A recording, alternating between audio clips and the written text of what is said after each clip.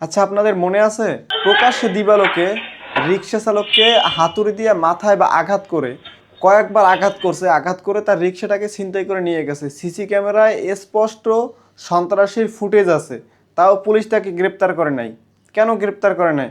কারণ রিক্সা চালকের কাছে কি টাকা নাই, পুলিশকে টাকা দিতে পারে নাই, পুলিশ এর জন্য গ্রেপ্তার করে নাই। হুম। আজকে কত অসহায় ওর ফ্যামিলিটা, ঢাকা থেকে চলে গেছে, যাই খুলনা এখন সদর হাসপাতালে বেডের সামনে পড়ে আছে, দুইটা টাকা নাই চিকিৎসা করানোর মতো। আল্লাহ পাক ওই ছেলেটাকে বাঁচাই রাখছে, আল্লাহ যেন ওকে সুস্থ করে তোলে। দোয়া করি, আপনারা ওর জন্য দোয়া করবেন, যতটুকু পারেন এই ছেলেটাকে সাহায্য করার চেষ্টা করবেন। ওই ফ্যামিলিতে একমাত্র উপার্জনের লোক ছিল ও, ওর চিকিৎসা করানোর মতো দুইটা টাকা নাই। এই দেশের আইন ব্যবস্থা সব টাকার কাছে বিক্রি হয়ে গেছে। যে টাকা দিতে পারবে তার পিছিয়ে পুলিশ দৌড়াবে, যে টাকা দিতে পারবে না তার পিছিয়ে পুলিশ নাই। আজকে অসহায় মানুষটার জন্য বিন্দু পরিমাণ পুলিশ কোনো কার্যক্রম করে নাই।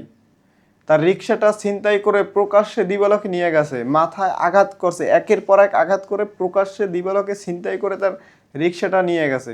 অথচ তার বিচার সে পায় নাই।